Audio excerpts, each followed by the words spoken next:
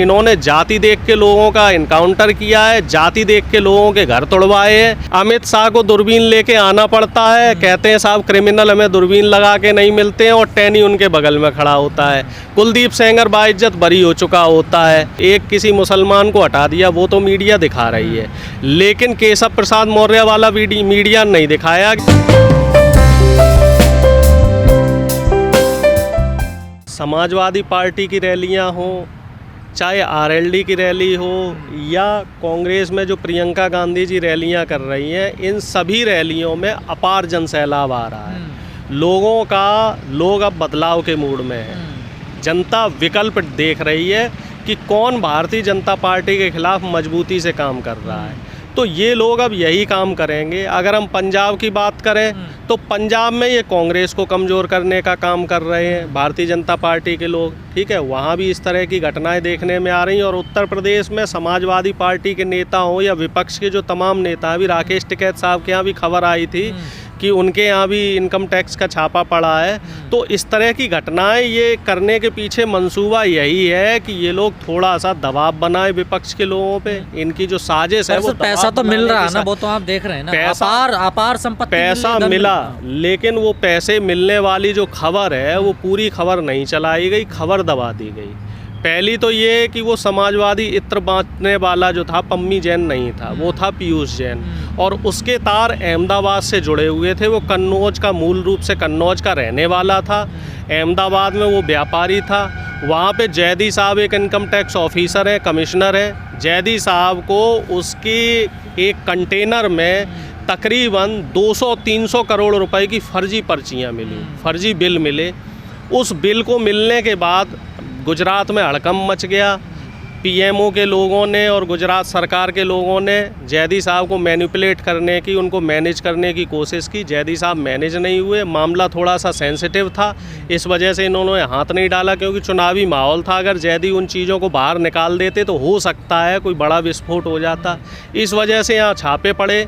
छापे में पहले दिन तो मेन स्ट्रीम मीडिया दिखाता रहा कि समाजवादी इत्र बेचने वाले के यहाँ छापे पड़े, लेकिन जब उसकी हकीकत खुल के आई कि वो पम्मी जैन नहीं, पीयूष जैन है, वो अहमदाबाद का व्यापारी और भारतीय जनता पार्टी का है, तो क्या हुआ कि जो भारतीय जनता पार्टी का पासा है वो उल्टा पड़ गया, और उन्होंने इस खबरों को मैनिपुलेट कर दिया और पम्मी जैन पे जो सख्ती है वो कम कर दी, पम्मी जैन को बरी भी कर दिया। अगर आपको जानकारी हो, पम्मी जैन भी बरी हो गया, कोर्ट भी गए वो तो। हाँ, और जो पीयूष जैन है, पीयूष जैन के कागज भी बन गए 200-300 करोड़ रुपए के, और पीयूष जैन ने अपना पूरा काम दिखा दिया है, क्योंकि उन्हें सत्ता की तरफ से तो सपा के एमएलसी के ऊपर भी छापा पड़ने दीजिए, उसमें मिलना क्या है भाई। जो आदमी गलत होगा तो वो इस तरीके का काम करेगा। चुनाव आ गया है साहब, अभी आप देखते जाइए। अखिलेश यादव को तो दिक्कत हो रही है ना? नहीं, किसी को दिक्कत नहीं हो रही है।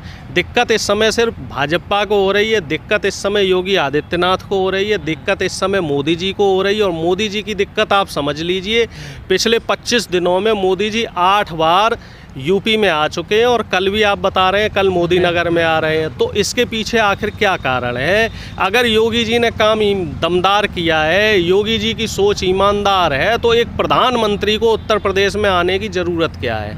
क्या योगी जी पूरे पर्याप्त नहीं पड़ रहे हैं चुनाव प्रचार के लिए? कारण यही है कि इन्होंने 5 साल में कोई काम नहीं किया है। इन्होंने जाति देख के लोगों का इनकाउंटर किया है, जाति देख के लोगों के घर तोड़वाए हैं। अभी लोग वो मंजर नहीं भूले हैं अप्रैल में किस तरह से जो ब्लॉक प्रमुख के और इसके जिला पंचायत सदस्य के चुनाव हुए थे। इन्होंने शासन प्रशासन का दुरुपयोग किया था, और दुरुपयोग करने के बाद जिला पंचायत सदस्य और ब्लॉक वाले जो ब्लॉक प्रमुख, इनकी कैसे खरीद फरोख्त की थी, कैसे बुलडोजर चढ़वाए थे लोगों के यहाँ। सिर्फ 20% सीटें मिली थी भारतीय जनता पार्टी को, और उस 20% के बावजूद भी 90% से ज़्यादा जिलों में इन्होंने जिला पंचायत अध्यक्ष बनाए और ब्लॉक प्रमुख बनाए। तो चुनाव प्रभावित करने के लिए क्या जा रहा है? ये बिल्कुल चुनाव को मैनिपुलेट कर रहे हैं, चुनाव को प्रभावित कर रहे हैं। जिस विधायक की अच्छी छवि है उसकी समाज में छवि बिगाड़ने का काम कर रहे हैं, नेताओं पे दबाव बनाने का काम कर रहे हैं। लेकिन जो आखिरी अदालत होती है और जिसे हम सबसे बड़ी अदालत कहते हैं, वो है लोकतंत्र की अदालत। और उस लोकतंत्र की अदालत में जो फैसला करता है वो करता है हम आप जैसे आम आदमियों का वोट। तो इस वोट को ये पोलराइज नहीं कर सकते इस बार। इस वोट को इस बार ये जितना इस तरह का ये प्रपंच रचेंगे, बंगाल में भी लोगों ने देख लिया कि अकेली ममता बनर्जी के खिलाफ 40 से ज़्यादा मंत्री और 19 से ज़्यादा मुख्यमंत्री, प्रधानमंत्री, गृह मंत्री सब लग गए, लेकिन फाइनली क्या हुआ, ममता बनर्जी जीती, ताबड़तोड़ जीती। इस बार भी उत्तर प्रदेश में भी ऐसा ही होगा। उत्तर प्रदेश में तो इनके पास 2 मजबूत क्षेत्रीय पार्टियां हैं, समाजवादी पार्टी, बहुजन समाज पार्टी, और प्रियंका गांधी जी के उत्तर प्रदेश में आने से और जो महिलाओं के लिए उन्होंने जो 40% सीट आरक्षित की है, उससे कहीं ना कहीं मोदी जी की साख को नुकसान पहुंचने वाला है, क्योंकि मोदी जी के लिए माना जाता है कि उन्हें महिलाओं का वोट मिलता है। जो महिलाएं हैं उन्हें खासी पसंद करती हैं, और प्रियंका गांधी चूँकि खुद महिला हैं, बहन जी मायावती भी खुद महिला हैं। बंगाल में जो ममता दीदी जीती थी वो सिर्फ महिला वोटर्स की वजह से जीती थी। तो यहाँ तो इनके खिलाफ 2 महिलाएं हैं। एक तरफ जन विश्वास यात्रा निकालने हैं यहाँ पर। कौन? जन विश्वास यात्रा बीजेपी वाले कुछ भी निकाल लें, लेकिन जनता के प्रति ये विश्वास जताने में पूरी तरीके से नाकाम साबित हुए हैं। यही वजह है अमित शाह को दूरबीन लेके आना पड़ता है। कहते हैं साहब क्रिमिनल हमें दूरबीन लगा के नहीं मिलते हैं, और टैनी उनके बगल में खड़ा होता है। कुलदीप सेंगर बाइज्जत बरी हो चुका होता है। यही वजह है मोदी जी को 8 बार 9 बार यहाँ नई परियोजनाओं के, हज़ारों करोड़ की परियोजनाओं के उद्घाटन करने पड़ रहे हैं। यही वजह है योगी आदित्यनाथ को 1 करोड़ लैपटॉप बांटने पड़ रहे हैं, और उस लैपटॉप में भी पेगासस जैसा सॉफ्टवेयर है। जो उस लैपटॉप को चलाएगा उसकी पूरी जानकारी योगी जी को और उनके IT सेल को होगी कि इसमें युवा क्या देख रहा है, और जिसे लैपटॉप दिया गया है उसकी पूरी पर्सनल इंफॉर्मेशन इसमें रहेगी। क्योंकि जिन ओवैसी कितना नुकसान पहुंचाएंगे सपा को? देखिए, ओवैसी मुझे नहीं लगता है किसी को नुकसान पहुंचा पाएंगे, क्योंकि इसमें बिहार में ओवैसी जी की चाल को जनता समझ गई। ओवैसी जी ने वहाँ 24 सीटें प्रभावित की, जिसकी वजह से जो बिहार में महागठबंधन बना था राष्ट्रीय जनता दल का और कांग्रेस का, वो सत्ता से बाहर हुआ। बंगाल की जनता ने ओवैसी जी को सिरे से नकार दिया। इसी तरीके से जो उत्तर प्रदेश का मुसलमान है, ये राजनीति में खासी रुचि रखता है, और 18 से 19% मुसलमान वोटर है उत्तर प्रदेश में। 1-2% वोटर जरूर इन्हें ओवैसी मुस्लिमों को प्रभावित कर रहे हैं, कह रहे हैं कि वो तुम्हारे नेता नहीं है, तुम्हें मंचों से धक्का मार के उतारा जा रहा है। आप एक चीज़ समझ लीजिए स्पष्ट रूप से, जैसे RSS जो है, RSS और BJP है ना, कहते हैं शक्तिमान ही गंगाधर है, उसी तरीके से RSS BJP सिक्के के 2 पहलू हैं। और वही 19-20 आप मान लो, ओवैसी जी जो है वो योगी आदित्यनाथ के छोटे भाई हैं। पर वो तो मुस्लिमों को समझा रहे हैं। टिकैत साहब ने बिल्कुल साफ कहा है, ये चचा जान है, ये मुस्लिमों को भड़काने का काम करेंगे, मुसलमानों का वोट काटने का काम करेंगे। और अगर ओवैसी जी मान लीजिए मुसलमानों के इतने बड़े हितैषी हैं, तो उन्होंने अपने जो राज्य, जिस राज्य से वो आते हैं, उस राज्य में मुसलमानों के कितना भला कर दिया। वहाँ भी आप देखो मुस्लिम अभी अशिक्षित हैं, रोजगार से दूर है और मेन स्ट्रीम लाइन में नहीं आए हैं। सबसे ज़्यादा अगर तरक्की कर रहा है मुसलमान, तो वो बंगाल का मुसलमान कर रहा है पहले नंबर पे, और दूसरे नंबर पे उत्तर प्रदेश का। उत्तर प्रदेश का मुसलमान बहुत समझदार है और वो ओवैसी जी के जाल में नहीं फंसेगा। और सपा की तरफ से सर गलतियां हो रही है ना, जैसे मंच से किसी नेता को उतारना 2 बार के विधायक को, तो लोगों में तो जाता ना ये मैसेज। नहीं, ऐसा कुछ नहीं है, ये भारतीय जनता पार्टी द्वारा फैलाया। जयंत ने पीछे को नहीं हटाया, किसी भी रैली में हो। आप ये बताओ, एक किसी मुसलमान को हटा दिया, वो तो मीडिया दिखा रही है, लेकिन केशव प्रसाद मौर्य वाला मीडिया नहीं दिखाया कि मोदी जी बनारस में काशी विश्वनाथ मंदिर का उद्घाटन करने आए और केशव प्रसाद मौर्य पूरे फ्रेम में आपको कहीं दिखाई दे रहे थे, सबसे कोने में बैठे हुए थे, जबकि वो दूसरे नंबर के आदमी हैं उत्तर प्रदेश में। और देखा जाए तो उन्हीं के नाम पे चुनाव लड़ा गया था और उन्हीं के नाम पे चुनाव जीता भी गया था। उनके साथ छल हुआ और पूरी जो OBC कम्युनिटी है, SC ST कम्युनिटी है, इनके साथ विश्वासघात हुआ और योगी आदित्यनाथ को स्टैम्प पेपर बना के मुख्यमंत्री बना दिया गया। 60% से ज़्यादा वोट उत्तर प्रदेश में SC ST और OBC का है। अगर मुसलमान मिला दो तो वो वोट परसेंटेज आपका 80 हो जाता है। तो SC ST OBC और माइनॉरिटी, इनको प्रभावित करने के लिए ओवैसी से लेके BJP, RSS से लेके बजरंग दल और CBI, ED और इनकी जितनी जांच कमेटियां हैं, इलेक्शन कमीशन, ये सारे लग गए हैं। ये सब चाह रहे हैं कि वोट को तोड़ दिया जाए।